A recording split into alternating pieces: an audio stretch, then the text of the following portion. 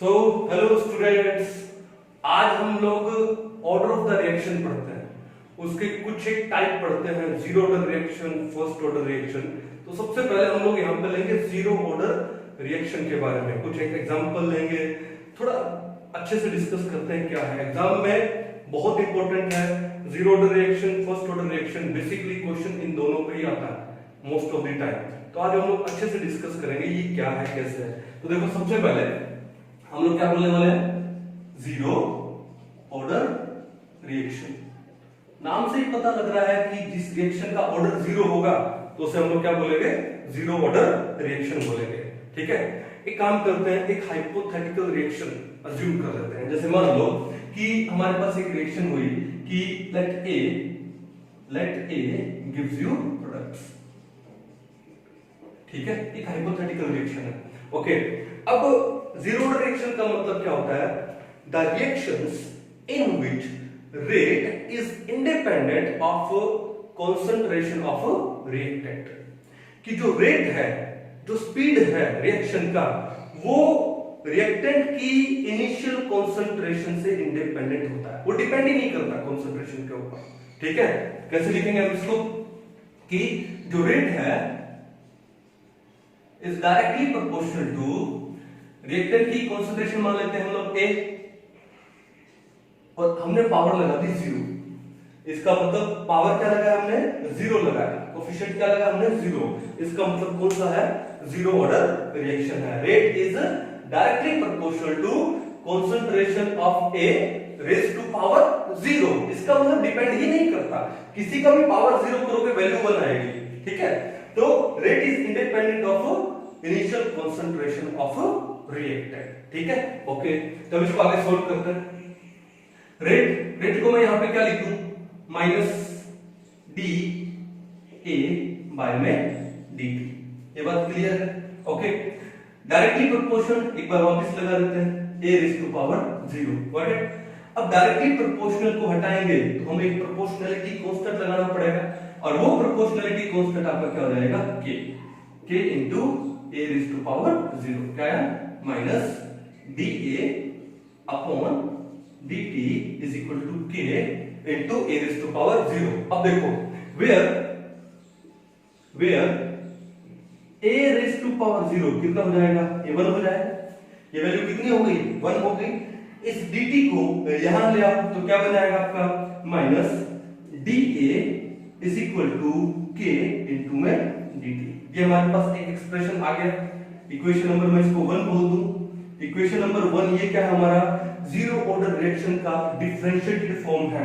क्या है, equation number 1 is the differentiated form of zero order reaction. ये zero order reaction का क्या है, डिफरेंशिएटेड फॉर्म है। अब आगे काम करते हैं हम लोग, हम इस इक्वेशन नंबर 1 को इंटीग्रेट कर देते हैं। ठीक है, तो क्या लिखें, बाय इंटीग्रेटिंग इक्वेशन नंबर 1। तो क्या करेंगे, इंटीग्रेशन का साइन लगा दो, क्या हो जाएगा, D A is equal to, integration का साइन लगा दो, के इंटू में डी टी। क्लियर है। और लिमिट्स लगा दो कहां तक, जब टाइम जीरो था, जीरो से कहां तक लगा दो, टी तक लगा दो। जीरो यानी टी जीरो का मतलब जब रिएक्शन शुरू हुआ ही नहीं, और T is equal to T का मतलब कि एक पर्टिकुलर टाइम पर हम लोग चले गए हैं जिसमें रिएक्टेंट यूज हो चुका है, क्या बना चुका है, प्रोडक्ट बना चुका है। अब करना क्या है, यहां पर भी वही जीरो से टी इंटीग्रेशन करते हैं, जो कांस्टेंट है वो तो बाहर आ जाता है। तो क्या लिखेंगे, कांस्टेंट के को आप बाहर ले आइए, अंदर क्या बचेगा, dt। अब dt का जब इंटीग्रेशन करोगे तो क्या आएगा, t आएगा। तो क्या लिखोगे, t माइनस में जीरो इंटू में क्या हो जाएगा, t माइनस में जीरो। क्लियर है। और प्लस में क्या आ जाएगा, c क्या है, इंटीग्रेशन कांस्टेंट। मैथमेटिक्स आप करते हो तो वहां पे ये c लगता है, या i भी लगाते हैं हम इसको कई बार। तो c क्या है, इंटीग्रेशन कांस्टेंट। और ये आपका यहां पर क्या आ गया, यहां पर आ गया a। ठीक है, और a कितना, t, ये लो माइनस है बाहर, ये आया a। कहां से, जीरो से टी तक लिमिट कहां गई, जीरो से टी तक गई, तो ये क्या हो जाएगा आपका एटी माइनस में ए नोट। आगे चलते हैं, क्या हो जाएगा, बाहर माइनस का साइन है, ये क्या बना आपका ए टी माइनस में ए नोट। क्लियर है, इज इक्वल टू क्या हुआ, ये कितना रहेगा टी, यानी के टी प्लस में सी इज इक्वल टू हुआ के टी प्लस में सी। क्लियर बात ये। अब थोड़ा सा और आगे चलते हैं, बाहर माइनस का साइन है तो अंदर के साइन क्या हो जाएंगे, उल्टे हो जाएंगे। तो ये क्या बन गया आपका, ये बन गया आपका ए नोट माइनस में A T is equal to K T plus में सी। आ गया, okay. Let C equal to 0, जो इंटीग्रेशन कांस्टेंट है उसको एक बार 0 मान के देख लीजिए, तो ये क्या बन जाएगी इक्वेशन बन जाएगी A naught minus A T is equal to K T. Okay, यहां से आप टी निकाल सकते हो, यहां से आप के निकाल सकते हो, टी को यहां छोड़ दो, के को यहां ले जाओ, तो क्या हो जाएगा T is equal to A naught minus A T upon K. Equation number क्या आ गया, इक्वेशन नंबर आ गया 2, and equation number 2 is the integrated form of zero order reaction। बड़ा सिंपल सा है, ठीक है। अब इस रिएक्शन को हम थोड़ा सा आगे भी सोल्व कर सकते हैं। कैसे, हाफ लाइफ निकालना है अपने को, क्या निकालना है, हाफ लाइफ। हाफ लाइफ क्या होती है, द टाइम एट विच जो रिएक्टेंट है अपनी इनिशियल कंसंट्रेशन का सिर्फ 50% रह जाता है। मान लो हमारे पास 100 ग्राम रिएक्टेंट था और उस 100 ग्राम रिएक्टेंट को 50 ग्राम में कन्वर्ट होने के लिए जो टाइम लगता है उसको हम लोग क्या बोलते हैं, उसकी हाफ लाइफ बोलते हैं। तो हाफ लाइफ का मतलब क्या हुआ कि टी हो गया आपका टी हाफ हो गया, ओके। और जो आपका एटी है ए टी कितना हो जाएगा, वो हो जाएगा ए नॉट बाय में 80, यानी जो आपका रिएक्टेंट का कंसंट्रेशन अब कितना बच गया, इनिशियल का हाफ हो गया। इनिशियल कितना था ए नॉट, हाफ कर दिया तो डिवाइडेड बाय 2 कर दिया। अब ये वैल्यू इक्वेशन नंबर 2 में पुट कर दीजिए। इक्वेशन नंबर 2 में पुट करोगे तो टी की जगह क्या हो जाएगा, T half is equal to A naught को एज इट इज रहने दीजिए माइनस 80 की जगह क्या लगा दूं, A naught by T, A naught upon में टी, अपॉन में क्या है, अपॉन में है के। अब देखो क्या है आपके पास, ए नोट माइनस ए नोट बाय 2, यानी 1 माइनस 1 बाय 2 कितना होता है 1 बाय 2। तो ये क्या बचा आपके पास, ये आपके पास बचा क्या, ए नोट बाय में 2 और नीचे क्या है के, तो मैं इकट्ठा लिख देता हूं ए नोट अपॉन में 2 के। तो यानी यहां पर आपका जो टी हाफ है वो आ गया ए नोट अपॉन में 2 के, ए नोट अपॉन में 2 के। तो हाफ लाइफ आ गई। अब देखो यहां पर जो 2 है वो कांस्टेंट है, के वो भी कांस्टेंट है जिसको रेट कांस्टेंट बोलते हैं। तो ये कांस्टेंट है, ये इक्वल है, क्या मैं इसको लिख सकता हूं, T half is directly proportional to A naught. बहुत ही अच्छा एक्सप्रेशन आ गया कि जीरो ऑर्डर रिएक्शन की जो हाफ लाइफ होती है वो इनिशियल कंसंट्रेशन, रिएक्टेंट की इनिशियल कंसंट्रेशन के डायरेक्टली प्रोपोर्शनल होती है। देखो जीरो ऑर्डर रिएक्शन का जो रेट होता है रिएक्टेंट की इनिशियल कंसंट्रेशन पे डिपेंड नहीं करता, इंडिपेंडेंट होता है। बट हाफ लाइफ वो इनिशियल कंसंट्रेशन के डायरेक्टली प्रोपोर्शनल होता है। इसके ऊपर क्वेश्चन बन जाता है एग्जाम में, ठीक है। अच्छे से ये एक्सप्रेशन को पढ़िए, उतार लीजिए इसको अच्छे से, आगे चलते हैं फिर। अब आगे थोड़े से इस जीरो ऑर्डर रिएक्शन के हम लोग कैरेक्टरिस्टिक्स डिस्कस करते हैं। क्या क्या कैरेक्टरिस्टिक्स है इसके, ध्यान से देखिए। कैरेक्टरिस्टिक्स डिस्कस करें। सबसे पहले तो हम लोग के की यूनिट निकालते हैं। के क्या है हमारा, इसको हम बोलते हैं रेट कांस्टेंट। के की हम लोग यूनिट निकाले, क्या आएगा के की यूनिट, देखो यहां से क्या लिखा हमने, minus D A by D T is equal to K into A की पावर 0। किसी का भी पावर 0 करोगे तो कितना आएगा, वैल्यू 1 आएगा। तो k किसके इक्वल हो गया, अपना जो k है वो इक्वल हो गया माइनस डी ए अपॉन में डी टी। अब ये डी ए क्या है, initial concentration of the reactant यानी कंसंट्रेशन, और टी डी टी क्या है, टाइम। तो मैं लिख दूं इसकी यूनिट क्या हो गई, कंसंट्रेशन अपॉन में टाइम। माइनस तो लेंगे नहीं। तो कॉन्सेंट्रेशन, कॉन्सेंट्रेशन के यूनिट क्या होंगे, मोल पर लीटर। एक्टिव मास ले रहे हैं हम लोग, तो ये क्या है यहाँ पे मोल पर लीटर, तो ये हो जाएगा मोल लीटर इनवर्स और टाइम इनवर्स। तो हमारे जो के यूनिट्स हैं वो क्या गए, मोल पर लीटर पर टाइम। अगर टाइम आपको सेकंड में दिया है तो मोल पर लीटर पर सेकंड हो जाएगा, मिनट में है तो मोल पर लीटर पर मिनट हो जाएगा, आवर्स में है तो मोल पर लीटर पर आवर हो जाएगा, कोई बड़ी बात नहीं। तो पहला पॉइंट तो आ गया हमारे पास ये। दूसरा जो कैरेक्टरिस्टिक वो क्या है, अभी हमने क्या पढ़ा कि जीरो ऑर्डर रिएक्शन की जो हाफ लाइफ है it is directly proportional to initial concentration of reactant.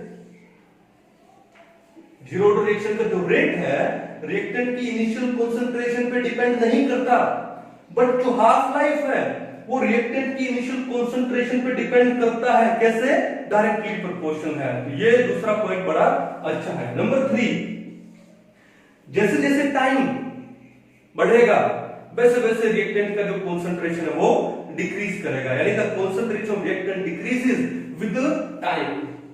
Concentration of reactant decreases with time. 2-3 point हमने डिस्कस किए। एक काम करते हैं, कुछ एक हम इसके क्या ले लेते हैं, एग्जांपल ले लेते हैं। हम लोग क्या ले लेते हैं, जीरो ऑर्डर रिएक्शन के कुछ एक हम लोग एग्जांपल डिस्कस कर लेते हैं। याद हो जाता है एग्जांपल तो बहुत अच्छी बात है, याद नहीं हो जाते तो उससे भी अच्छी बात है। ठीक है, वो आपको जैसे सही लगे। ठीक है, सम एग्जांपल्स कौन सा एग्जांपल है, ध्यान से देखो। कि पहला एग्जांपल हो गया H2 gas plus Cl2 gas in the presence of light. H लगा दिया, ठीक है, फोटो क्या बना देगा 2HCl गैस। एक जीरो ऑर्डर रिएक्शन का एग्जांपल है कि H2 gas plus Cl2 gas in the presence of light क्या बनाएगा, 2HCl गैस बनाएगा। वहां पे जो रेट है रिएक्शन का वो रिएक्टेंट की कॉन्सेंट्रेशन से इंडिपेंडेंट है, यानी डिपेंड नहीं करता। नंबर 2, जैसे आप क्या ले सकते हो, जैसे HI गैस ले लो, यहां पर आप क्या लो, इसको हीट कर दो, यानी डिकंपोज करना अपने को HI को। ठीक है, गोल्ड सरफेस के ऊपर, किस सरफेस के ऊपर, गोल्ड सरफेस के ऊपर। तो क्या देगा आपको, ये आपको देगा हाफ H2 ले लो, half H2 gas plus half I2 gas, ये देगा। ये भी आपका एक जीरो ऑर्डर रिएक्शन का एग्जांपल है। थर्ड एग्जांपल ले लेते हैं, क्या ले, laughing gas, nitrous oxide. Nitrous oxide कौन सी है, लाफिंग गैस। लाफिंग गैस को भी डिकंपोज कर दो ऑन गोल्ड सरफेस, क्या देगा आपको देगा N2 गैस प्लस में हाफ मोल ऑफ O2। ये भी एक जीरो ऑर्डर काइनेटिक्स का, जीरो ऑर्डर रिएक्शन का एग्जांपल है। नंबर 4, अमोनिया ले लीजिए, 2NH3 गैस, और इस अमोनिया को भी क्या कर दें हम लोग, हीट कर दें, डिकंपोज कर दें। कौन से सरफेस पे, मोलिब्डेनम सरफेस पे। क्या देगा आपको, ये देगा N2 प्लस में 3H2, जीरो ऑर्डर रिएक्शन का एग्जांपल है। नंबर 5 आप क्या लोगे, एसीटोन ले लो, CH3COCH3। क्या लिया हमने, एसीटोन। किसके साथ रिएक्शन कराना है, ब्रोमीन के साथ में रिएक्शन कराना है, तो क्या बनेगा, ब्रोमो एसीटोन। क्या बनेगा, ब्रोमो एसीटोन, CH2Br प्लस में क्या बन जाएगा, HBr प्लस में HBr। ये भी आपका एक जीरो ऑर्डर रिएक्शन का एग्जांपल है। तो कुछ एक एग्जांपल है, अगर मेमोराइज हो जाते हैं अच्छी बात है, नहीं होते हैं तो ज्यादा हेडेक लेने की जरूरत नहीं है। ठीक है, अब हाँ थोड़ा सा ग्राफ हम लोग डिस्कस कर लेते हैं। ठीक है, तो इसको आई थिंक उतार लिया होगा आप लोगों ने, बीच बीच में पॉज करके उतारते रहिए, अच्छे से रटने की जरूरत नहीं है, समझ के कीजिए, एक बार नहीं समझ आता रिवाइंड कीजिए। ठीक है, हम लोग कुछ ग्राफ डिस्कस करें इस पे। अब ग्राफ में देखो क्या है, सबसे पहला ग्राफ क्या है कि हमने क्या बोला कि जीरो रिएक्शन में जो रेट है वो रिएक्टेंट की कंसंट्रेशन से इंडिपेंडेंट होता है। तो मैंने क्या काम किया, मैंने हॉरिजॉन्टल साइड में मैंने ले लिया क्या, कंसंट्रेशन, और वर्टिकल साइड में क्या ले लिया हमने, रेट ले लिया।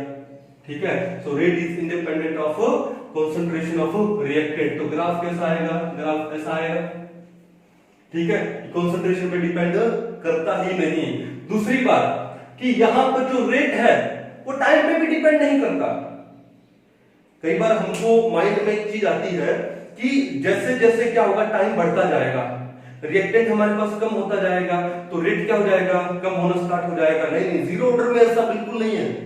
जीरो ऑर्डर में रेट तो टाइम पे भी डिपेंड नहीं करता।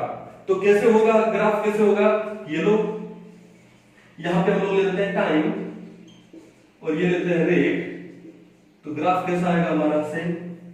Zero order reaction, rate is independent of time also, but time के साथ साथ कंसंट्रेशन तो डिक्रीज होगी रिएक्टेंट की। तो जैसे मैं यहां पे टाइम ले लेता हूं हॉरिजॉन्टल साइड में और वर्टिकल साइड में हमने कंसंट्रेशन ले लिया, तो कंसंट्रेशन टाइम के साथ डिक्रीज होगी लिनियरली।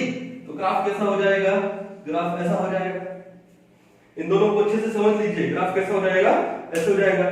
फोर्थ पॉइंट, फोर्थ क्या कि हमने पढ़ा कि जीरो ऑर्डर रिएक्शन में जो हाफ लाइफ है is directly proportional to A naught. तो हम लोग क्या काम करेंगे, देखो ध्यान से, ठीक है। यहां पर हम लोग क्या लिख दें, कंसंट्रेशन लिख दें, यहां पे लिख दें टी हाफ। तो आपका ग्राफ कैसा आएगा, ग्राफ ऐसा आएगा, डायरेक्टली प्रोपोर्शनल है तो लिनियरली इंक्रीज करेगा। तो ग्राफ को समझना आई डोंट थिंक सो कोई टफ काम है, बड़ा इजी सा काम है। आपने जो जो कॉन्सेप्ट पढ़े उसको ग्राफ में कन्वर्ट कर दो, हो गया। तो ये कुछ जीरो ऑर्डर रिएक्शन के बारे में डिटेल थी। एग्जाम में इसके कुछ क्वेश्चन आते हैं, ठीक है। एक दो क्वेश्चन अभी हम लोग डिस्कस करेंगे, उतार लीजिए तब तक आप इसको अच्छे से।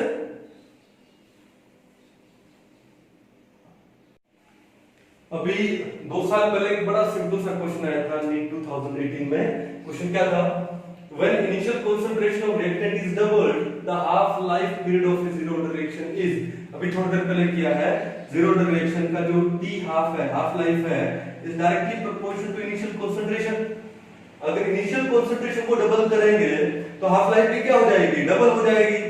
1 सेकंड का क्वेश्चन था ये, यानी इस टाइप के क्वेश्चन अगर आप चाहते हैं तो आपके 4 नंबर फ्री के हैं।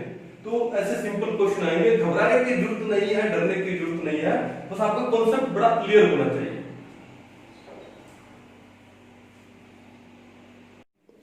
चलो अभी हम पढ़ने जा रहे हैं कौन सा, फर्स्ट ऑर्डर रिएक्शन, बड़ा important exam point of view से। तो पहले इसका डेरिवेशन करते हैं, फिर ग्राफ करेंगे, एग्जांपल करेंगे, कुछ एक न्यूमेरिकल सोल्व करने की कोशिश करेंगे। तो हम लोग क्या बोल रहे हैं, हम लोग यहाँ पे first order reaction, as the name indicates first order reaction क्या होता है, the reaction in which rate is depend on concentration of one of the reactants।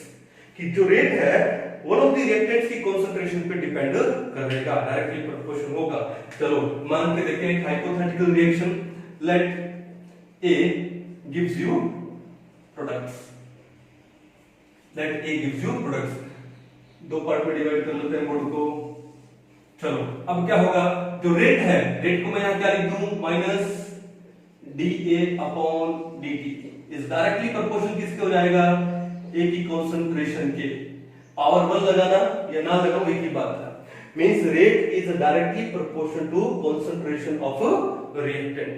तो वो कौन सा आपका फर्स्ट ऑर्डर रिएक्शन है। अब इसको हम थोड़ा आगे सोल्व करते हैं, कैसे करेंगे, minus dA upon dt is equal to एक प्रोपोर्शनलिटी कांस्टेंट आएगा, इसका क्या है k क्या है यहाँ पे, रेट कांस्टेंट, इनटू में क्या हो जाएगा a।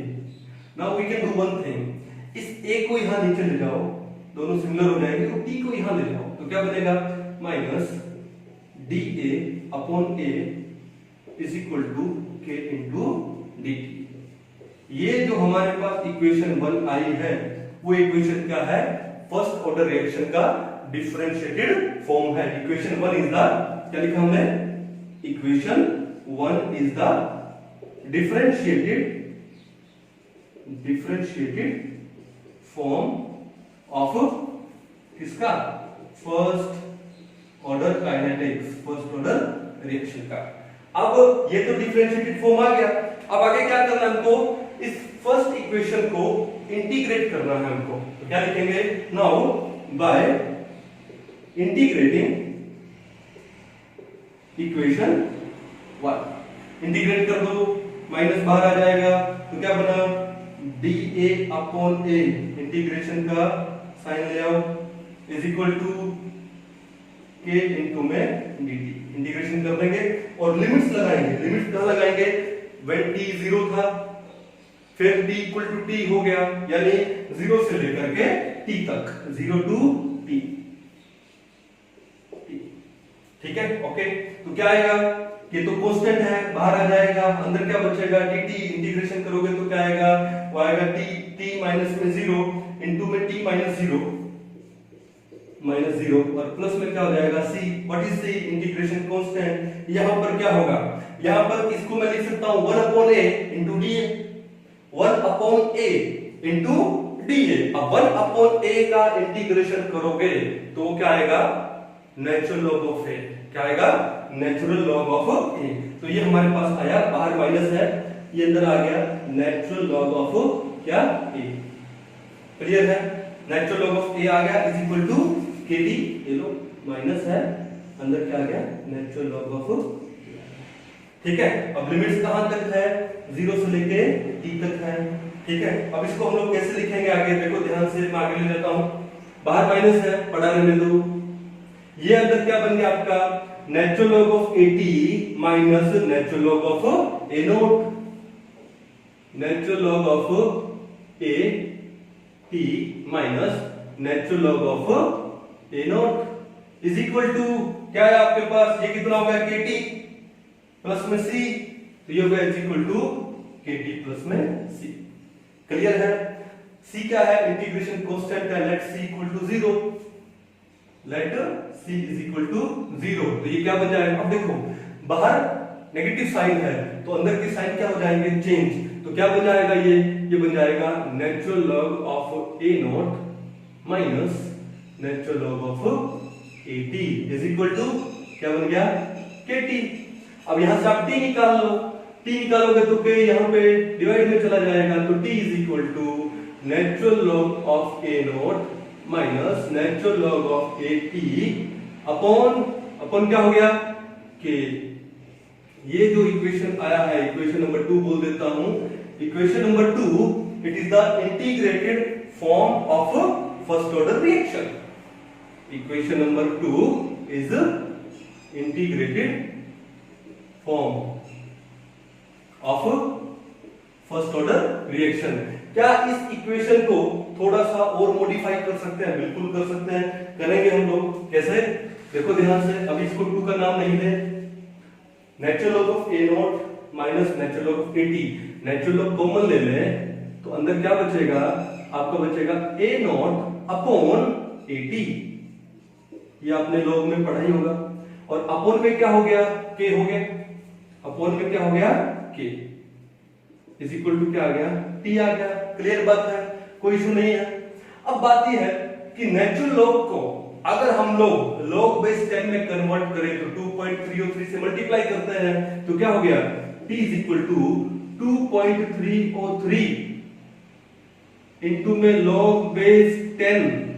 अब 10 लिखने की जरूरत है नहीं, log लिख दोगे समझ आएंगे, log बेस 10 है, और लिख दोगे तो भी और भी अच्छी बात है। क्या हो जाएगा, into a not concentration upon at, और अपॉन में क्या हो गया, अपॉन में हो गया क्या, k। इस इक्वेशन को अगर मैं बोलूं कि इंटीग्रेटेड फॉर्म है तो और भी अच्छा है, तो क्या लिखेंगे, now equation number 2 is integrated form of first order kinetics, first order reaction. ठीक है, बड़ा इजी था, सिंपल था, कोई हमने कुछ डिफरेंट नहीं किया। अभी हमको थर्ड क्या चीज निकालनी है, हाफ लाइफ निकालनी है। हमको क्या निकालना है, हाफ लाइफ। हाफ लाइफ क्या होती है, the time in which reactant अपने ओरिजिनल का हाफ रह जाता है। मींस हाफ लाइफ में टी कितना हो जाएगा, आपका टी हाफ हो जाएगा, और जो एटी है वो कितना हो जाएगा, ओरिजिनल। ओरिजिनल क्या है, ए नॉट, और उसका क्या रह जाएगा, हाफ रह जाएगा। अब यही वैल्यूज हम इक्वेशन नंबर 2 में पुट करते हैं। इक्वेशन 2 में अगर ये वैल्यू पुट करेंगे तो t की जगह कितना आएगा, t हाफ आएगा, कोई इशू नहीं, is equal to 2.303। Okay, log base 10। Okay, then a naught तो है, चलो ए नॉट अपॉन 80 की जगह क्या हो जाएगा, ए नॉट बाय में 2, ये हो जाएगा आपका ए नॉट बाय में 2। अब देखो ध्यान से, ए नॉट से ए नॉट कैंसिल आउट हो गया, और जो 2 यहां डिवाइड में था वो वहां पे क्या जाएगा, मल्टीप्लाई में आ जाएगा। क्या जाएगा, मल्टीप्लाई में। अपॉन में क्या है, के, तो भाई अपॉन में क्या है, के। देखो T half is equal to 2.303 into में क्या हो गया, log बेस 10 किसका, इससे ये कैंसिल आउट हुआ, 2 ऊपर आया तो log किसका 2 अपॉन में क्या हुआ, के। इसको आगे सोल्व करते हैं। आगे सोल्व करेंगे तो क्या होगा, log 2 का वैल्यू कितना होता है 0.3010, सब जानते हो आप लोग। तो टी हाफ कितना हुआ आपका टी हाफ हुआ 2.303 इंटू 0.3010 अपॉन में क्या हुआ, के। अब 2.303 को 0.3010 से जब आप मल्टीप्लाई करोगे तो वैल्यू कितनी आएगी, 0.693। कितनी वैल्यू आएगी, 0.693। तो आपका जो टी हाफ है वो आ गया 0.693 अपॉन में के। इक्वेशन नंबर कितना हो गया, 3। तो टी हाफ का वैल्यू कितना आया, 0.693 अपॉन में के।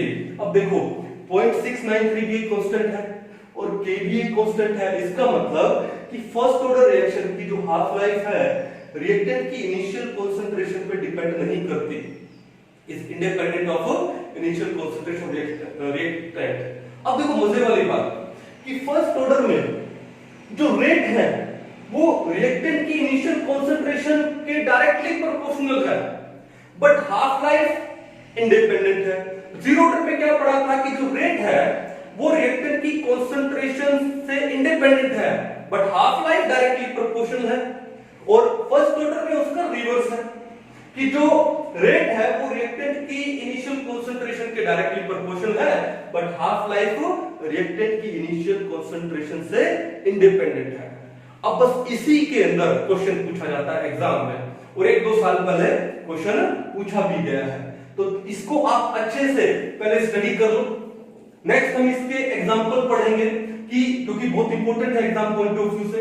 ये इक्वेशन नंबर 2 अच्छे से याद रखिए, ओके। उसके बाद टी हाफ वाला भी अच्छे से याद रखिए, 0.693 अपॉन के। के क्या है यहाँ पे, रेट कांस्टेंट। देखो एक सिंपल सा मैं एग्जांपल अभी बता देता हूं कि जो रेडियो एक्टिव रिएक्शंस होती हैं वो फर्स्ट ऑर्डर रिएक्शंस होती है। जो रेडियो एक्टिव डीके होता है this is first order kinetics.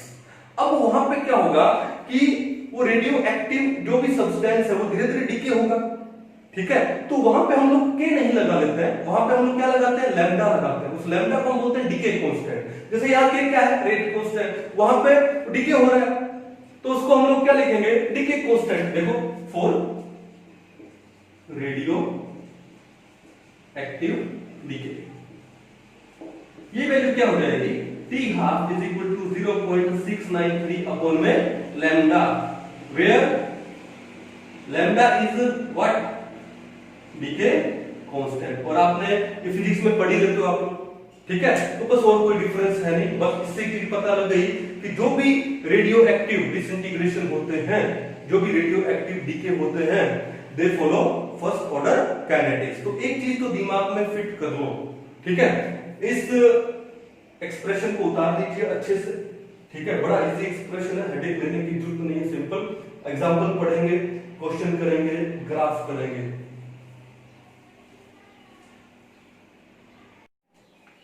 चलो अभी हम फर्स्ट ऑर्डर रिएक्शन के कुछ एक एग्जांपल डिस्कस करते हैं।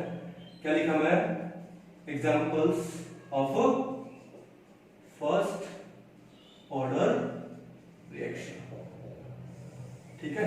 सबसे पहले तो मैंने आपको भी लास्ट टाइम क्या बताया अभी कि कहीं पर भी किसी भी न्यूमेरिकल में रेडियो एक्टिव वर्ड लिखा आ जाए, आइसोटॉप लिखा आ जाए, डीके लिखा आ जाए, समझ जाना वो रिएक्शन फर्स्ट ऑर्डर है। बड़ा ही सिंपल मेथड है। तो नंबर 1 क्या हो गया, all radioactive decay are of first order. कहीं पर भी किसी भी क्वेश्चन में रेडियो एक्टिव वर्ड लिखा जाए, डीके लिखा जाए, आइसोटोप लिखा जाए, समझ आना कि वो फर्स्ट ऑर्डर रिएक्शन का ही बात कर रहा है, ठीक है। आपका काम बड़ा इजी हो जाएगा। Number two enzymatic action. जो भी रिएक्शन में अगर एंजाइम का नाम आ जाए, एक कोई न्यूमेरिकल दे दिया जिसमें वो आपसे ऑर्डर पूछना चाहता है, बता दिया कि एंजाइम कैटालाइज्ड रिएक्शन है, एंजाइमेटिक एक्शन है, हमारी बॉडी के अंदर जो रिएक्शन हो रही है वो एंजाइम की वजह से हो रही है, तो समझ जाना कौन सा है, फर्स्ट ऑर्डर है। एंजाइमेटिक एक्शन बोलो या एंजाइम कैटालाइज्ड रिएक्शन बोलो, कोई रिएक्शन दिया, एरो के ऊपर किसी एंजाइम का नाम दे दिया, समझ जाना फर्स्ट ऑर्डर रिएक्शन है। Number 2। Number 3 inversion of cane sugar. Inversion of cane sugar. Cane sugar का जो इन्वर्शन, जो कि आप बायोमोलिक्यूल्स वाले चैप्टर में पढ़ते हो, कर लेते हैं क्या? सुक्रोज लिया C12H22O11, ठीक है, प्लस में क्या डाल दिया? वाटर डाल दिया, क्या बन जाएगा? ये बनेगा ग्लूकोज। C6H12O6 क्या बना? ग्लूकोज। प्लस में क्या बना? C6H12O6 fructose. ग्लूकोज एक एल्डोहेक्सोज होता है, फ्रक्टोज एक कीटोहेक्सोज होता है। तो किसकी प्रेजेंस में हुआ? ये भी एंजाइम की प्रेजेंस में हो जाएगा, इन्वर्टेज बोलते हैं इसको, ठीक है। लिख देता हूं मैं यहाँ पे कौन सा एंजाइम है, इन्वर्टेज है। इन्वर्शन हो जाता है किसका? सुक्रोज का। तो हम इस रिएक्शन को भी किस में कंसीडर करेंगे? फर्स्ट ऑर्डर काइनेटिक्स में कंसीडर करेंगे। Number 4 acidic hydrolysis of ester. Acidic hydrolysis of ester, कि अगर एस्टर का एसिडिक हाइड्रोलाइसिस करें, कर लेते हैं, जैसे मान लो हमने लिया CH3COOC2H5 इथाइल एसीटेट, क्या नाम है इसका? Ethyl acetate. इसका हम लोग क्या करते हैं? एसिडिक हाइड्रोलाइसिस करते हैं। ये लोग वाटर डालते हैं, हाइड्रोलाइसिस यानी पानी डाल के तोड़ना, ठीक है, in the presence of acid H positive. हालांकि ये रिवर्सिबल रिएक्शन होती है, ठीक है। क्या बनेगा? एक बनेगा एसिटिक एसिड CH3COOH और एक बनेगा क्या? C2H5OH ethanol. एक बनेगा इथेनॉल, एक बनेगा क्या?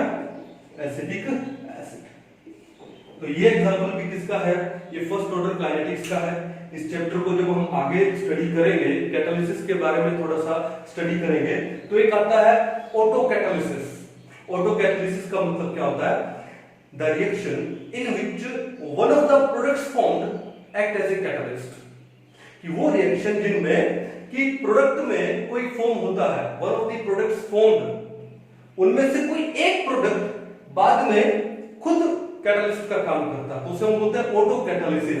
तो ये एसिडिक हाइड्रोलाइसिस ऑफ एस्टर में जो एसिटिक एसिड बनता है ना, ये एसिटिक एसिड बाद में खुद ही इस रिएक्शन को स्पीड अप कर देता है, यानी कैटालिस्ट का काम कर देगा। तो यहाँ पर एसिटिक एसिड है वो ऑटो कैटालिस्ट का काम करता है। यहाँ ये हम लोग आगे नेक्स्ट लेक्चर में डिस्कस करेंगे।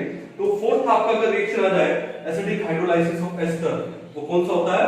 फर्स्ट ऑर्डर काइनेटिक्स होता है। लेकिन बेसिक हाइड्रोलाइसिस आ जाए या एल्कलाइन हाइड्रोलाइसिस आ जाए एस्टर का, वो सेकंड ऑर्डर काइनेटिक्स होता है। ये भी हम लोग आगे डिस्कस करेंगे कैसे। तो 4 ये हो गया। फिफ्थ पॉइंट आप लिख सकते हो कि हमको डिकम्पोजिशन करना है किसका? अमोनियम नाइट्राइट का, NH4 NO2, इसको डिकम्पोज कर दो। डिकम्पोज करने से क्या बन जाएगा? ये बनेगा N2 प्लस में 2H2। तो ये भी आपका कौन सा है? फर्स्ट ऑर्डर काइनेटिक्स का एग्जांपल है। अच्छे से एग्जांपल उतार दीजिए। फिर थोड़ा सा ग्राफ के बारे में, और उससे पहले थोड़े से कैरेक्टरिस्टिक्स पढ़ते हैं, वो रह गए इसके। क्या कैरेक्टरिस्टिक्स क्या है? नंबर 1 कि यहां पर हमको K जो रेट कांस्टेंट है उसके यूनिट्स निकालने हैं। क्या निकालने हैं? यूनिट्स ऑफ रेट कांस्टेंट, ठीक है। हमने क्या लिखा था कि फर्स्ट ऑर्डर रिएक्शन में क्या होता है? -dA/dt rate is directly proportional to initial concentration of the reactant means is equal to K into में A। ये लिखा था हम लोगों ने, देखा था ना। फिर हमने क्या काम किया? इस A को यहां पे ले आओ, तो क्या बना आपका? -dA/ में क्या हो गया? A हो गया। और एक बार इस dt को भी मैं यहीं पड़ा रहने देता हूं, इज इक्वल टू क्या आ गया? K आ गया। ये भी कॉन्सेंट्रेशन टर्म है, ये भी कॉन्सेंट्रेशन टर्म है, यूनिट्स में ये कैंसिल आउट हो जाएगा, तो फिर क्या बचा, सिर्फ नीचे टाइम बचा। तो यहां पर जो k है, k के यूनिट्स क्या हो जाएंगे, टाइम इनवर्स। k के यहां पे यूनिट्स क्या हो जाएंगे, टाइम इनवर्स। अगर टाइम सेकंड में है तो सेकंड इनवर्स, मिनट में है मिनट इनवर्स, आवर में है तो आवर इनवर्स। इसको आप यहां से भी निकाल सकते हो और इसको आप हाफ लाइफ वाले एक्सप्रेशन से भी निकाल सकते हो। देखो दूसरा क्या था, हमने क्या स्टडी किया था, t half is equal to 0.693 upon में k, k को इधर ले आओ, k is equal to 0.693 upon में t half। अब 0.693 तो कांस्टेंट है, कोई यूनिट नहीं है, t half यानी टाइम, और टाइम के यूनिट क्या होंगे, सेकंड, मिनट या जो भी। तो यहां पर भी k के यूनिट्स क्या आ गए, k is equal to 1 upon time, बोले तो टाइम इनवर्स। तो कैसे भी निकाल सकते हो आप। तो फर्स्ट ऑर्डर रिएक्शन में जो रेट कांस्टेंट यूनिट क्या होते हैं, टाइम इनवर्स। देखो कई बार जब आपको कोई न्यूमेरिकल दे, क्वेश्चन दे इसके ऊपर, वहां पे k के यूनिट्स तक ही हम लोग पता लगा सकते हैं कि वो रिएक्शन का ऑर्डर क्या है। अगर आपको टाइम इनवर्स दे, सेकंड इनवर्स बोला, k के यूनिट, मिनट इनवर्स बोला, तो आपके माइंड में इमीडिएट आ जाना चाहिए क्या, ये फर्स्ट ऑर्डर काइनेटिक्स है। क्लियर है, चलो तो ये हो गया। दूसरा क्या होगा कि जो रिएक्शन का रेट है वो इनिशियल कंसंट्रेशन के क्या होगा, डायरेक्टली प्रोपोर्शनल होगा। तो ग्राफ वगैरह हम लोग थोड़ा सा आगे डिस्कस करेंगे, लेकिन उससे पहले आपके पास कोई भी रिएक्शन आ जाए, zero order, first order, second order या नेगेटिव ऑर्डर रिएक्शन आ जाए, -1 ऑर्डर, -2 ऑर्डर, तो उस रिएक्शन के जो k है, रेट कांस्टेंट है, उसके अगर आपको यूनिट निकालने हो तो उसके लिए मैं आपको एक बड़ा ही सिंपल और बड़ा ही मजेदार आपको एक फॉर्मूला देता हूं। इसको उतार लीजिए पहले अच्छे से और उसके बाद फॉर्मूला हम लोग डिस्कस करते हैं, ठीक है। तो हमको क्या निकालना है, किसी भी ऑर्डर की रिएक्शन हो, फर्स्ट ऑर्डर हो, सेकंड ऑर्डर हो, थर्ड ऑर्डर हो, जीरो ऑर्डर हो, और हमको एक जनरल फॉर्मूला निकालना है किसके, रेट कांस्टेंट के यूनिट के लिए। तो यूनिट्स ऑफ रेट कांस्टेंट यानी k for any order reaction, कोई भी ऑर्डर की रिएक्शन हो उसके लिए हमको k की यूनिट निकालना है। तो k की यूनिट क्या हो जाएंगे, सिंपल सा है, क्या लिखेंगे हम लोग, मोल 1 - n, litre n-1 and time inverse. Most of the में टाइम सेकंड में ही हम लोग लेते हैं, मोल 1 - n, litre n-1 and time inverse, where n is the order of reaction। चलो अभी फर्स्ट ऑर्डर का लेके देखते हैं, ठीक है। For example, for first order reaction में n का वैल्यू कितना हो जाएगा, 1 हो जाएगा। तो यहां पर फिर वो k कितना हो जाएगा, k के यूनिट्स क्या हो जाएंगे, देखो n का वैल्यू अगर 1 हो गया तो 1 - 1 0, किसी का भी पावर 0 करो 1 आ जाता है, खत्म। 1 - 1 0 खत्म, क्या बचा, टाइम इनवर्स। तो यहां पे इसकी यूनिट क्या हो गए, टाइम इनवर्स। तो बिल्कुल सही जा रहा है, बिल्कुल सही जा रहा है, ठीक है। आगे लिखते हैं, फॉर जीरो ऑर्डर रिएक्शन ले लेते हैं, फॉर जीरो ऑर्डर रिएक्शन। अभी हमने थोड़ी देर पहले पढ़ा था कि जीरो ऑर्डर रिएक्शन में k की यूनिट क्या होता है, मोल पर लीटर पर टाइम, या वो सेकंड में तो पर सेकंड। तो वहां पे n का वैल्यू कितना है, 0 है, n का इंडिकेट करता है ऑर्डर ऑफ द रिएक्शन। तो यहां पे k की यूनिट क्या हो जाएगी, k is equal to mole 1 - 0 यानी मोल 1 यानी मोल बचा, इनटू लीटर 0 - 1 यानी -1 होगा, लीटर -1, और टाइम तो है ही आपका माइनस। बिल्कुल सही जा रहा है, ठीक है। मान लो आपको -1 ऑर्डर रिएक्शन दिया है, फॉर -1 ऑर्डर रिएक्शन, ठीक है। तो k कितना हो जाएगा, तो n की वैल्यू कितनी है, -1 है, n की वैल्यू -1 और ऑलरेडी माइनस है, तो माइनस माइनस प्लस, तो 1 + 1 2, तो ये आपका हो जाएगा मोल स्क्वायर। -1 कितना हो जाएगा, -2, तो ये हो जाएगा लीटर -2, और ये क्या हो गया, टाइम इनवर्स। कितना इजी है, बड़ा सिंपल है निकालना, ठीक है।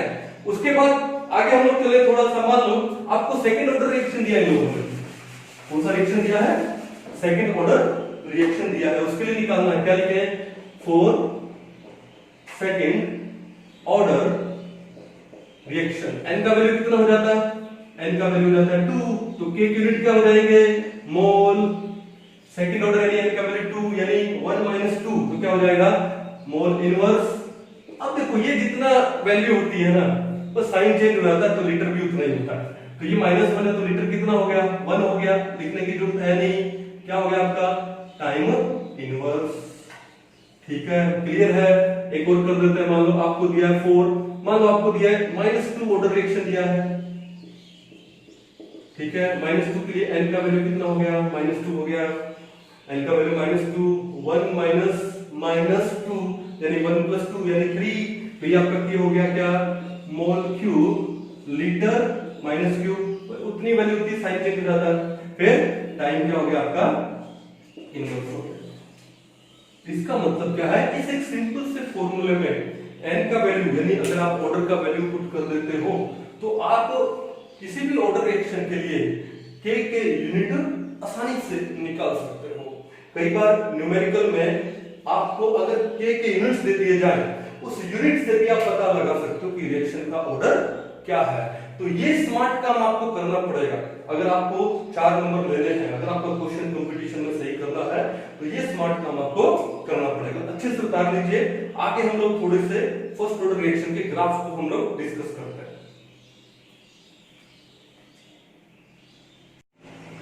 चलिए अभी हम लोग फर्स्ट ऑर्डर रिएक्शन के कुछ एक ग्राफ डिस्कस करते हैं, इंपॉर्टेंट वाले।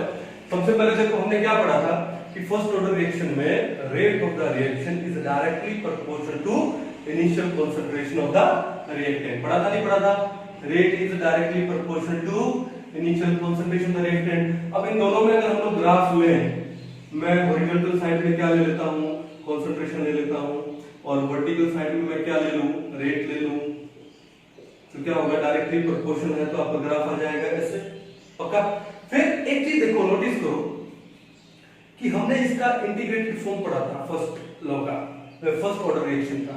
इंटीग्रेटेड फॉर्म क्या था, देखो ध्यान से, what was the integrated form of first order reaction? क्या था आपका, वो था T = 2.303 अपॉन के log ऑफ A0 अपॉन में 80, log ऑफ A0 अपॉन में 80, ये हमने पढ़ा था। ओके, इस इक्वेशन को थोड़ा मॉडिफाई करते हैं, t को इधर ले जाते हैं और इस वैल्यू को यहां ले जाते हैं। इस वैल्यू को जब यहां लेके आएंगे तो क्या बन जाएगा, k अपॉन 2.303 बन जाएगा, और t यहां जाएगा तो ये क्या हो गया आपका, ये हो गया log of A0 upon 80। Upon में क्या हो गया आपका t, क्योंकि t यहां जा चुका है, और ये वैल्यू यहां पर आके क्या हो जाएगी, रिवर्स हो जाएगी, क्या हो जाएगा, k बाय में 2.303 हो जाएगा। क्लियर है? ओके, इस t को यहां ले जा सकते हो, ये देखो t को यहां रख सकते हो, t यहां डिवाइड में है, यहां पे क्या हो गया, मल्टीप्लाई में हो गया, हो गया। अब एक काम कर सकते हैं, देखो ध्यान से, y = हमारे पास क्या हो गया, mx हो गया, y = क्या हो गया, mx है, c कांस्टेंट तो है नहीं, तो इस लाइन का स्लोप क्या आएगा, अगर हम लोग y एक्सिस के अलोंग रखते हैं log ऑफ A0 अपॉन में 80, और x एक्सिस के अलोंग हम लोग क्या रख देते हैं, t रख देते हैं, तो हमारा ग्राफ क्या आएगा, लीनियर आएगा।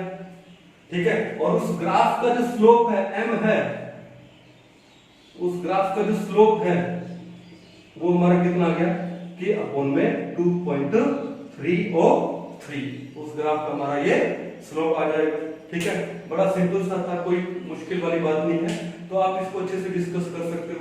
दूसरी, फिर हमने ये भी पढ़ा था कि जो t हाफ है कितना होता है, हाफ लाइफ 0.693 अपॉन के, मींस इस रिएक्शन का जो हाफ लाइफ है is independent of concentration of A, initial concentration of A।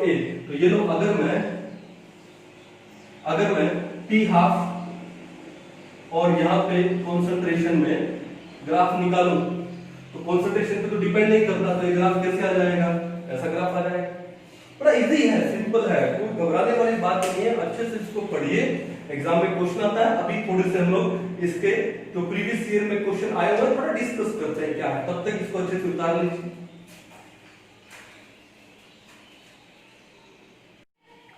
अभी देखो, क्वेश्चन करने से पहले हम कुछ एक इंपॉर्टेंट पॉइंट डिस्कस करेंगे, वो हमारे क्वेश्चन में बड़े हेल्पफुल होंगे, ठीक है। ओके, आपके बोर्ड पॉइंट ऑफ व्यू से इंपॉर्टेंट है, कंपटीशन से तो और भी ज्यादा इंपॉर्टेंट है।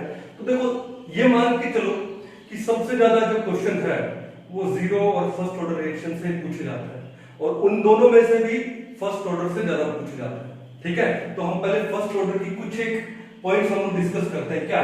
नंबर 1 कि जो फर्स्ट ऑर्डर रिएक्शन है उसकी जो हाफ लाइफ है और उस रिएक्शन का जो 99.9% कंप्लीशन है उसमें भी एक रिलेशन है। क्या? कि for first order reaction T 99.9% is equal to 10 times of its half life. बड़ा ही इंपॉर्टेंट रिलेशन है कि फर्स्ट ऑर्डर रिएक्शन को 99.9% कंप्लीट होने में कितना टाइम लगता है, उसकी हाफ लाइफ का 10 टाइम्स वो टाइम लगता है। मान लो कोई फर्स्ट ऑर्डर रिएक्शन है वो 10 मिनट में हो जाती है, तो उस रिएक्शन को 99.9% कंप्लीट होने में कितना टाइम लगेगा? 10 × 10 यानी 100 मिनट्स लगेंगे, ठीक है। अब ये रिलेशन कैसे आया, इसको हम लोग प्रूव करते हैं। देखो, सबसे पहले, ठीक है, तो कैसे प्रूव करें? T हमने पढ़ा था कि फर्स्ट ऑर्डर रिएक्शन का जो इंटीग्रेटेड फॉर्म क्या था? इंटीग्रेटेड फॉर्म ये था T = 2.303 upon K log of क्या था? A0 अपॉन में 80। ये इंटीग्रेटेड फॉर्म था क्या? नहीं था? था ना? ओके, अब एक काम करो कि इस रिलेशन में कहीं पर रेट कांस्टेंट की बात हुई है? नहीं हुई है। तो सबसे पहले आप रेट कांस्टेंट निकाल लो दोनों साइड में। दो इक्वेशन बनेगी, दोनों साइड में रेट कांस्टेंट है, तो फिर बाद में हम क्या करेंगे? Left hand side right hand side वो इक्वल करेंगे हम लोग। कैसे? तो इस k को यहां ले जाओ, तो k = क्या होगा? 2.303 अपॉन में t log of A0 upon में 80। ये बात क्लियर है? अब थोड़ा अज्यूम कर लेते हैं कि मान लो जो आपके पास रिएक्टेंट की जो इनिशियल कंसंट्रेशन थी वो कितनी, मान लो आप 100 मान सकते हो, 1000 मान सकते हो, ठीक है। मैं एक बार 1000 मान लेता हूं कि लेट जो A0 था वो आपके पास था क्या? 1000 था, ठीक है। तो अब आपके पास जो 80 कितना है? 99.9%, यानी 99.9% रिएक्शन कंप्लीट हो चुकी है। तो 1000 का 99.9% कंप्लीट करने के बाद रिमेनिंग बचा कितना? रिमेनिंग कितना बचा? 1 बचा आपके पास। कितना बचा? 1। देखो ध्यान से कैसे लिखेंगे, तो आपके पास जो 80 है, t कितना है?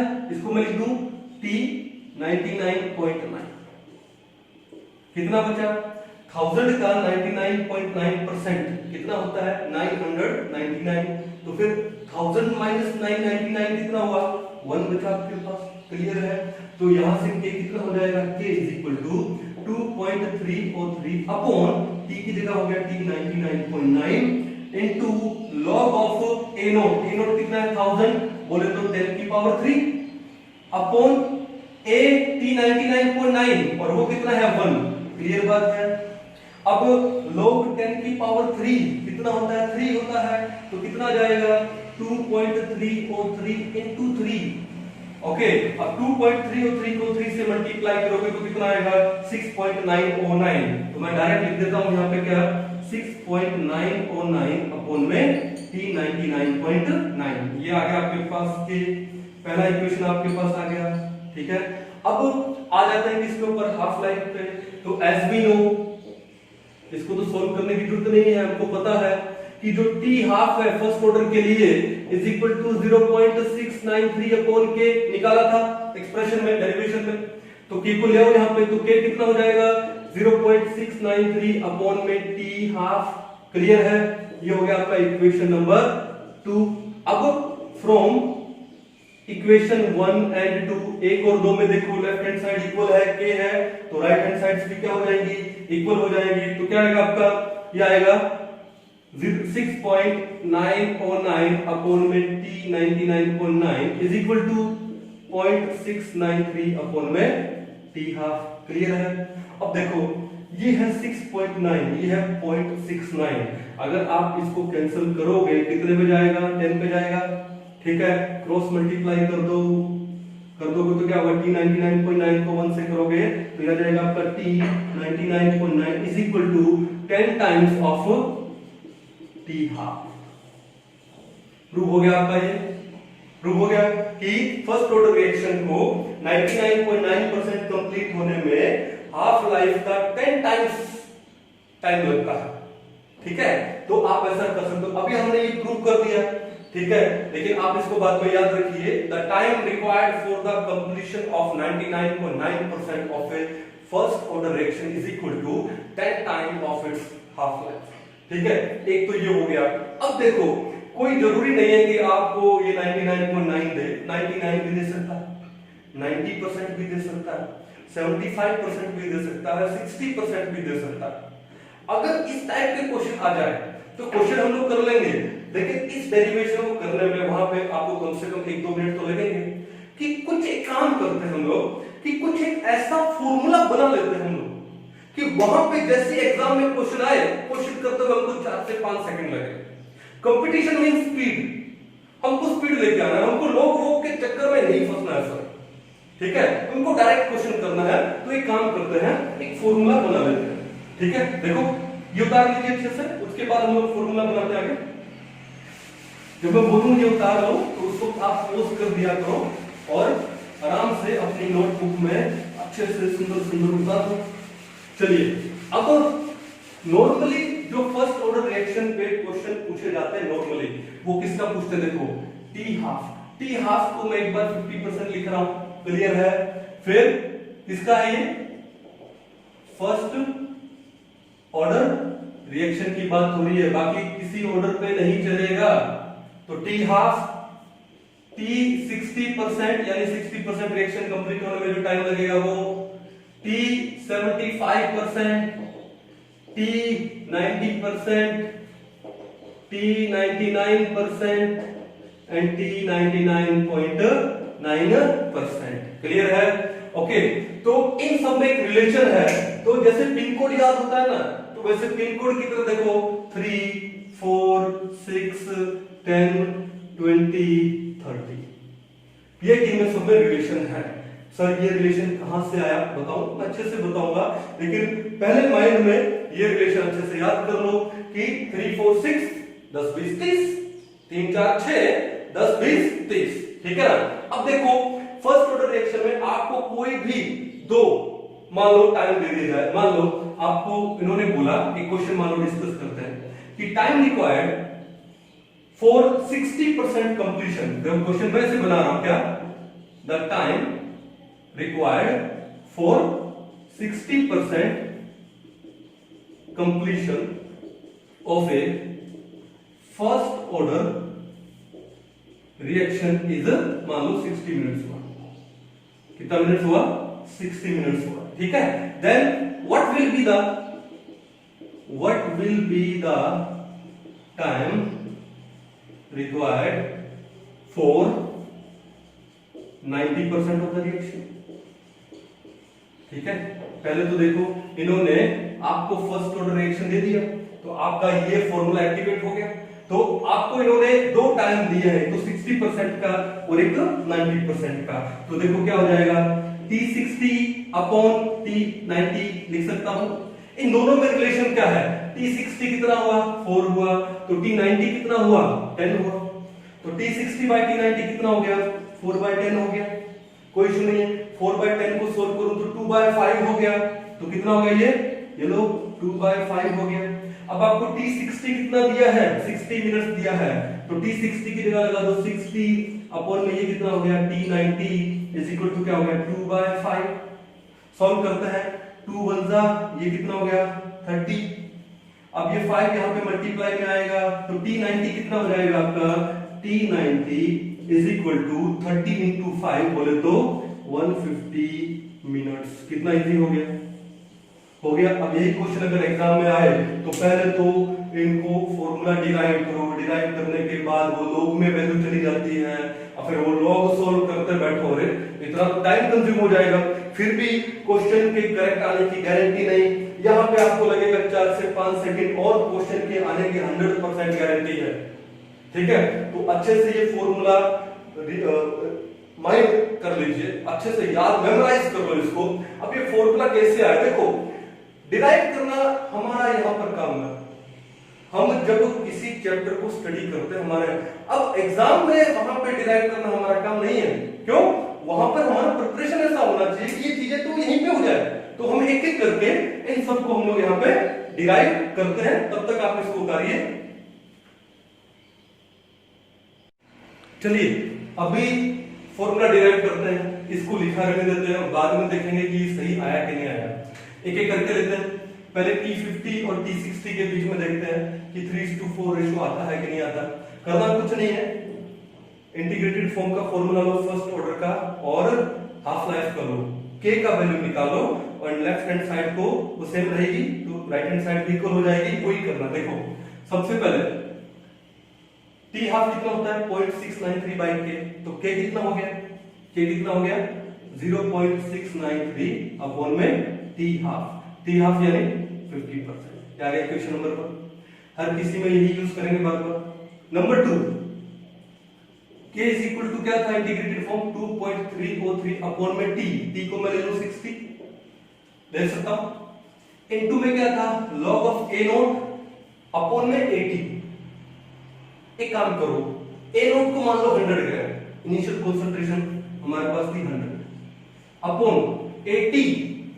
अब 80 कितना बचा, 40 बचा कि नहीं बचा, 60% रिएक्शन हो गई, यानी 100 में से 60% जो रिएक्टेंट था वो प्रोडक्ट में कन्वर्ट हो गया।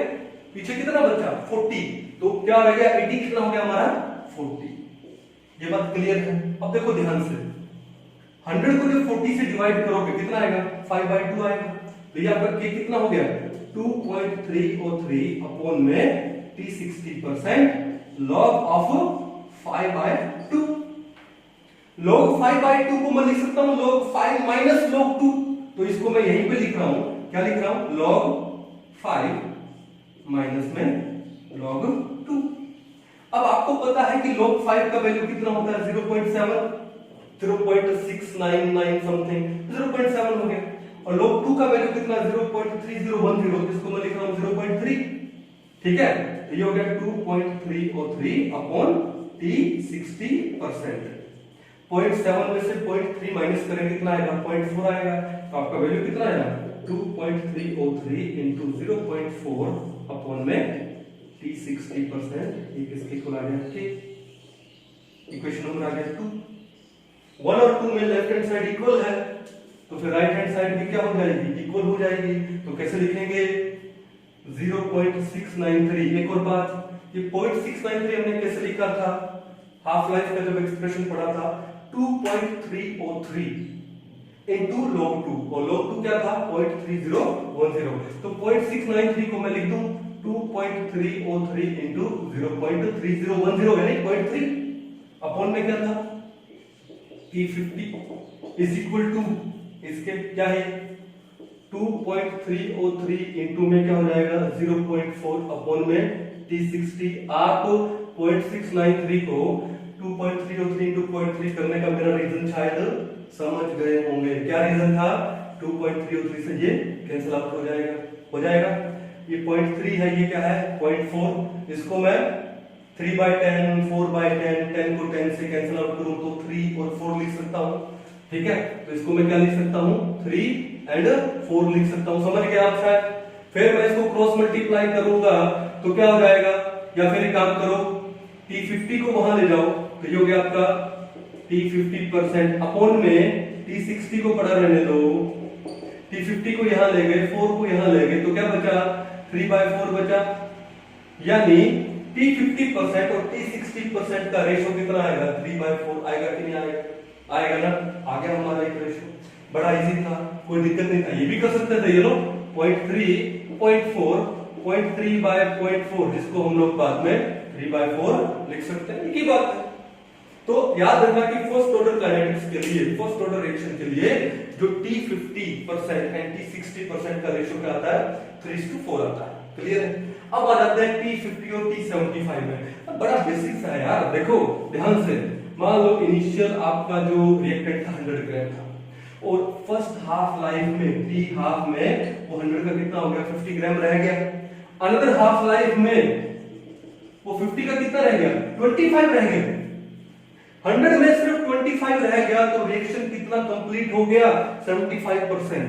तो T 75% हो गया। अब T 75% पे कितने हाफ लाइफ लगे, 2 लगे, तो मैं लिख दूं 2 into T हाफ, लिख सकता हूं। अगर T हाफ 3 है तो T 75 कितना हो जाएगा, 3 into 2 6 हो जाएगा कि नहीं हो जाएगा? क्लियर है? तो आप इजीली कर सकते हो कि time required for the 75% completion of a first order reaction is double of its half life. ठीक है? अब आप तरीका समझ गए कि कैसे करना है। मैं एक और कर देता हूं कि आपको मान लो कि T50 में और T99 में आपको रिलेशन निकालना है। किसमें निकालना है? T50 और T99। तो सबसे पहले क्या कर लोगे, T50 का K ले लिया, अब T99 का K ले लेते हैं, क्या होगा 2.303 upon T90 into log of A note. A note को कितना मान लिया, 100 ग्राम, अपॉन 80, 100 माइनस 99 कितना बचा, 1, 100 बाय 1 यानी 100 को लिख सकता हूं 10 की पावर 2, लिख सकता हूं 100 को क्या लिख सकता हूं मैं, 10 की पावर 2, और log 10 की पावर 2 कितना होता है, 2। तो ये आपका आ गया 2.303 इनटू में 2 अपॉन T99.9। ये आ गया हमारे पास। इक्वेशन नंबर क्या बोलो इसको, मान लो मैंने बोल दिया नंबर 3। तो 1 और 3 में से लेफ्ट हैंड साइड इक्वल है, राइट हैंड की 0.693 को हमने क्या लिखा था, 2.303 इनटू 0.3, चलो तो लिख दिया इसको हमने 0.693 को 2.303 इनटू 0.3 अपॉन में क्या था, T50%, इसके इक्वल हो जाएगा। ये हो गया आपका कौन सा, 2.303 इनटू 2 अपॉन में T99%, 99.980, क्लियर है? इतना बड़ा गलती हो गया। 2.303 से 2.303 को कैंसिल आउट कर दो, ये 0.3 है, तो क्या इस 0.3 को मैं 3/10 लिख सकता हूं, और ये 10 डिवाइड में आएगा, यहां पे जाएगा तो क्या हो जाएगा, मल्टीप्लाई। तो ये हो गया आपका 3, तो ये 2 से मल्टीप्लाई होके 10 क्या हो जाएगा, 20। तो ये आपका क्या हो गया, यहां पे आ गया 3 अपॉन में T50% equal to 20 upon T99%। एक काम करो, T50 को यहां ले जाओ, 20 को यहां ले आओ, तो ये 20 यहां से उतर के कहां आ गया, यहां पर आ गया, और T50 यहां पर आ गया। तो आपके पास क्या बन गया, T50 अपॉन T99, 3:20, 3:20 है कि नहीं है, T50 3 है, T99 क्या है, 20 है। रिलेशन आया कि नहीं आया, आया। तो हमने यहां पर क्या किया, हमने जिस परसेंट के ऊपर, जिस टाइम के ऊपर फर्स्ट ऑर्डर में क्वेश्चन पूछ सकते थे, हमने वो ले लिए, और लेने के बाद उनमें एक रिलेशन बना दिया, और बनाने के बाद हमने याद कर लिया 3, 4, 6, 10, 20, 30। अब एग्जाम में जिसके बारे में पूछेगा एक्स है, उसका रेशियो लिया, आंसर निकाला विद इन 4 to 5 सेकंड। मान लो आपको कई बार क्वेश्चन में दे दे T87.5%, तो देखो बड़ा सिंपल सा, ध्यान देखो कि मान लो क्या दे आपको, time required for 87.5% completion of the reaction. 100 से फर्स्ट हाफ लाइफ में बना 50, 50 से अनदर हाफ लाइफ में बना 25, 25 से अनदर हाफ लाइफ में क्या रह गया, 12.5। 100 में से 12.5 माइनस करोगे कितना बचेगा, 87.5। कितना बचेगा, 87.5। तो ध्यान दो यहाँ पे, time required for 87.5% completion of a first order reaction. कितने हाफ लाइफ होते हैं, 1, 2, 3, it's 3 time of half life. मान लो एक फर्स्ट ऑर्डर रिएक्शन की जो हाफ लाइफ है वो मान लो 10 मिनट्स है, तो उस रिएक्शन को 87.5% कंप्लीट होने में कितना टाइम लगेगा, 10 into 3 30 मिनट्स। अब कई बार और घुमा के देते हैं कि आपको टी हाफ नहीं देगा, आपको देगा रेट कॉन्स्टेंट का वैल्यू, कोई बात नहीं, आपको रेट कांस्टेंट का वैल्यू दे तो T50 कितना है 0.693 अपॉन में के का वैल्यू आ रहा है 0.693 अपॉन जो के का वैल्यू दिया सोल्व कर लो T50 आ गया। अब वो T50 को 3 से मल्टीप्लाई कर दो तो 87.5% रिएक्शन कंप्लीशन का टाइम आ जाएगा आपके पास। कैसे भी पूछे ये क्वेश्चन आपका गारंटीड सही होना चाहिए, बड़ा इजी कांसेप्ट है, लोग लेने की जरूरत ही नहीं पड़ती। कई बच्चे बोलते हैं कि सर काइनेटिक्स टफ है, क्यों? क्योंकि सर लोग लेना पड़ता है। तो लोग लेने की जरूरत ही नहीं पड़ी, कुछ नहीं हुआ, आपको सिंपल बेसिक याद रखना है, 4 से 5 सेकंड में आपका क्वेश्चन हो जाएगा और 100% करेक्ट क्वेश्चन आपका होगा। तो इसका अच्छे से प्रैक्टिस करो। नेक्स्ट क्लास में हम लोग बचे हुए कुछ एक ऑर्डर डिस्कस करेंगे, उनके ऊपर ज्यादा क्वेश्चन नहीं आते लेकिन हम लोग डिस्कस करेंगे और भी केमिकल काइनेटिक्स का इंपॉर्टेंट टॉपिक डिस्कस करेंगे। तो आज के लिए थैंक यू।